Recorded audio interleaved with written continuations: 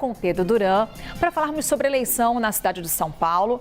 Na capital paulista deu uma lógica, está virando quase tradição na cidade de São Paulo. Já virou. Aquele vice que assume e busca uma reeleição consegue.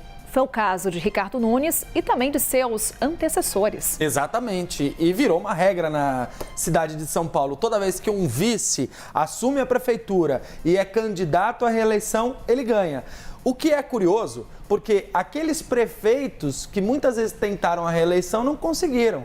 Foi o caso de Fernando Haddad, foi o caso de Marta Suplicy, que não se reelegeram. Vamos dar uma olhada nesse histórico aqui de São Paulo, dessa tradição dos vices empoderados na nossa tela, Carol. Olha só. Selecionamos aqui, portanto, a reeleição de Gilberto Kassab em 2008, de Bruno Covas em 2020 e de Ricardo Nunes em 2024. Olha que curioso como é semelhante o percentual e o número total de votos. Kassab foi reeleito no segundo turno com 60,72% dos votos, 3.790.000 votos. Bruno Covas é reeleito em 2020, depois de assumir, Kassab assumiu do José Serra, do PSDB. Bruno Covas assumiu do João Dória, também do PSDB. Ele acaba sendo eleito com 59,38% dos votos, 3.169.000 votos. E Ricardo Nunes, em 2024, muito embora tenha um percentual ligeiramente menor do que o de Bruno Covas, 0,03% ou 0,03 ponto percentual, do ponto de vista da votação, do número de votos, é uma votação mais expressiva, 3.393.000 votos. Importante lembrar, essa eleição acontece no auge da pandemia, em novembro de 2020, onde muita gente estava deixando de sair de casa. E esse público mais idoso, os 60 a mais, na eleição de 2024, estavam muito mais com o Ricardo Nunes do que com o Guilherme Boulos. Aliás, a chuva foi comemorada pela campanha de Guilherme Boulos, porque choveu aqui em São Paulo.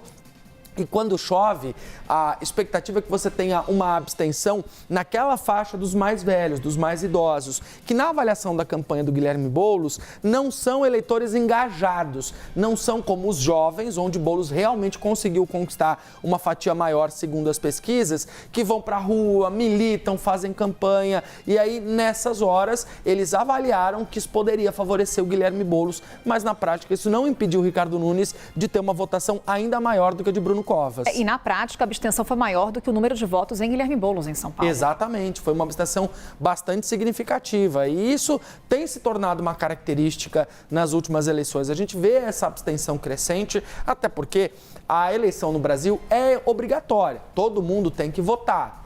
Mas se não quiser, não precisa.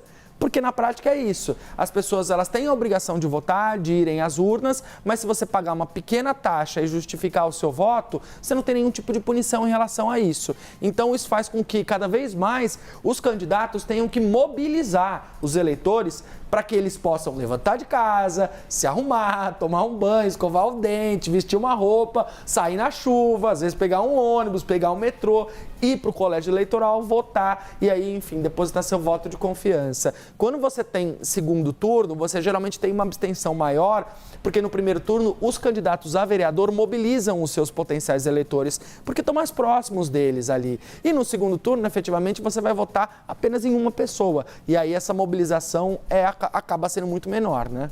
Agora, a gente volta para esse retrato aqui, que nessa mobilização também temos o grande papel do vice. Tanto que aqui na CNN Brasil nós ouvimos os candidatos a vice da capital paulista, justamente por esse histórico que a gente acompanha. Theo Cury, que está conversando conosco também.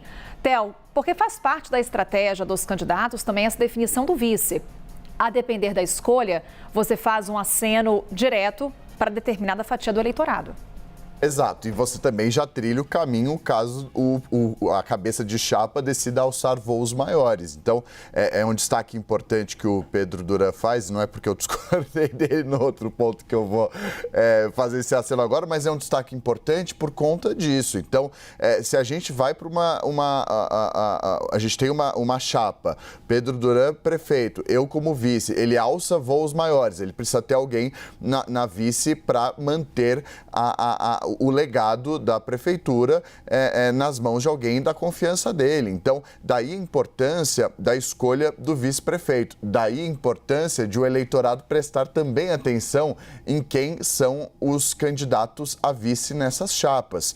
Muitas vezes os vices ficam por muito tempo nas sombras, desconhecidos da população. Então é importante que o eleitor também preste atenção, não somente na cabeça de chapa, que normalmente é o nome mais vistoso para a população, é o nome que chama mais a atenção e que é quem, obviamente, leva o nome adiante, mas, obviamente, é preciso prestar atenção em quem é o vice. Obviamente que no imaginário popular, o vice ganhou um destaque muito grande a partir do impeachment de Dilma Rousseff, quando Michel Temer, depois do impeachment da então presidente da República, é alçado presidente da República no lugar de Dilma Rousseff e faz um mandato interino até que Jair Bolsonaro assume a presidência em 2018.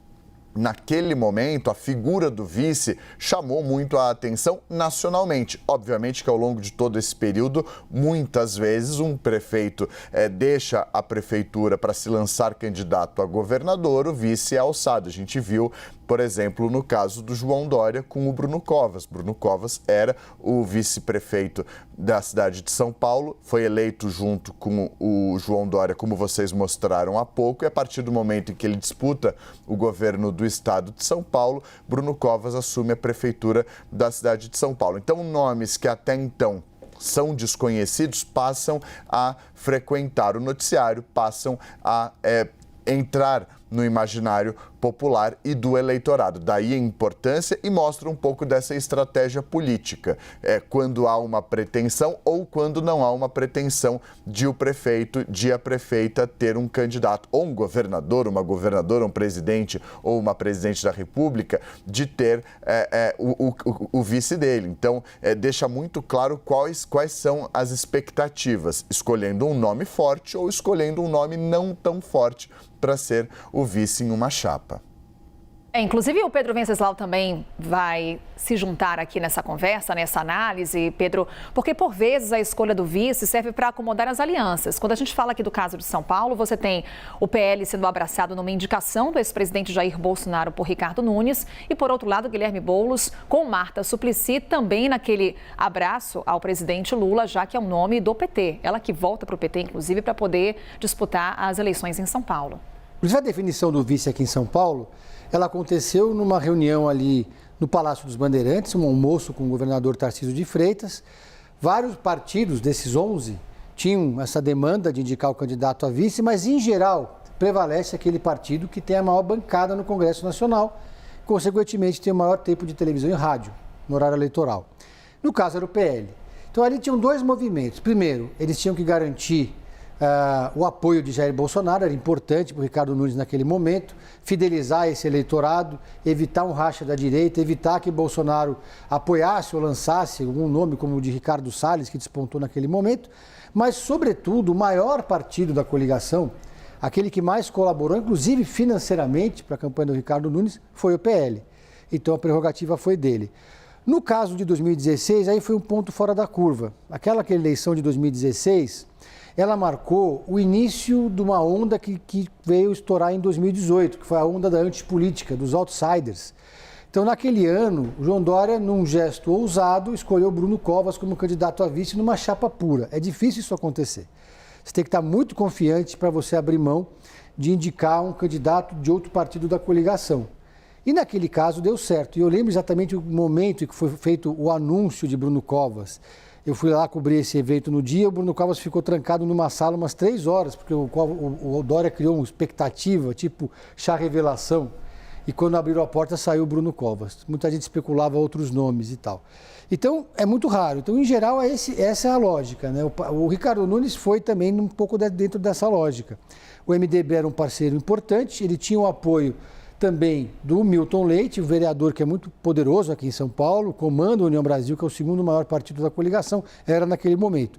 Então, quando você junta os interesses do MDB com o do União Brasil e a chancela do Milton Leite, consolidou então a escolha de Ricardo Nunes. Não era ali Querendo o nome chamar favorito, né, do Bruno Covas naquele momento. Tinham outros nomes que poderiam.